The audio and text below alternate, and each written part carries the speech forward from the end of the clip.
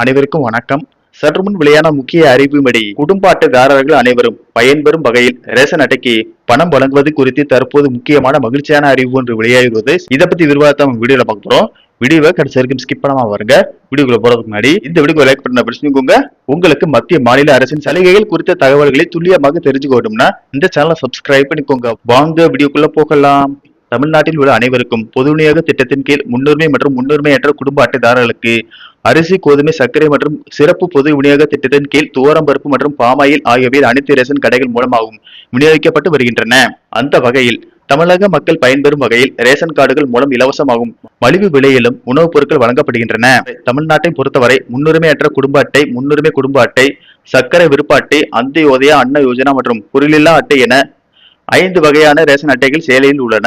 குடும்பங்களின் பொருளாதார நிலையை பொறுத்துதான் அட்டை வகை தீர்மானிக்கப்படுகிறது. சமீப காலங்களில் ரேஷன் கார்டுகள் டிஜிட்டல் மயமாக்கப்பட்டு வருகின்றன. இது வெளிப்படைத்தன்மையை அதிகரிக்கிறது மற்றும் தவறான பயன்பாட்டை தடுக்க உதவுகிறது.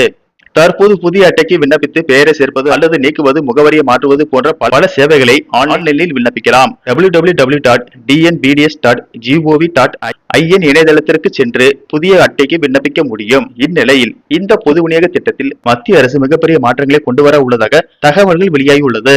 அதாவது ரேஷன் கடைகள் மூலம் பொது மக்களுக்கு அரிசி, கோதுமை, சர்க்கரை போன்ற உணவுப் பொருட்களை வழங்குவதற்கு பதிலாக அதற்கான பணத்தை நேரடியாக பயனாளிகளின் வங்கி கணக்குகளில் செலுத்தும் திட்டத்தை கொண்டு வர உள்ளது. இந்த திட்டம் அமலுக்கு வரும் பட்சத்தில் இனி வரும் காலங்களில் பயனாளிகள் ரேஷன் கடைகளில் பொருட்களை வாங்காமல் அதற்கு பதிலாக அரசு தரும் பணத்தை பெற்றுக் கொள்ள முடியும். ரேஷன் கடைகளில் பல்வேறு முறைகேடுகள் நடப்பதாகவும், போலியான ரேஷன் கார்டுகள் மூலம் பலர் பயனடைந்து வருவதாகவும், ஏழை மக்களுக்கு ரேஷன் பொருட்கள் கிடைக்காமல் இருப்பதாக புகார்கள் எழுந்துள்ளன. இது போன்ற மோசடிகளை தடுக்கவும், உண்மையான இலவசம் தேவைப்படும் ஏழை எளிய மக்களுக்கு உதவி சென்று சேருவதை உறுதி செய்யவும் இ-ரூபி என்ற புதிய டிஜிட்டல் முறையை மத்திய அரசு கொண்டு வர உள்ளது. இந்த தொழில்நுட்பத்தின் மூலம் ஒவ்வொரு பயனாளியின் மொபைல் எண்ணிற்கும் ஒரு மாதத்திற்கு 1000 முதல் 2500 வரை டிஜிட்டல் வவுச்சர் அல்லது டோக்கன்கள் வழங்கப்படும் என்றும், அதன் மதிப்பு ஒரு குடும்பத்தில் உள்ள உறுப்பினர்களின் எண்ணிக்கையை பொறுத்து மாறுபடும் என்றும் கூறப்படுகிறது.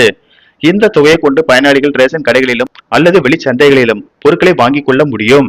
அதே சமயம் ரேஷன் கடையில் கிடைக்கும் உணவுப் பொருட்கள் வேண்டாம் என நினைக்கும் பயனாளிகள் அந்த வவுச்சரை பணமாக மாற்றி அவர்களது வங்கி கணக்குகளில் வரவு வைத்துக் கொள்ளலாம். இந்த ஆண்டுக்குள் இந்தியா முழுவதும் இந்த திட்டத்தை அமல்படுத்த மத்திய அரசு திட்டமிட்டுள்ளதாக கூறப்படுகிறது. நன்றி, வணக்கம்.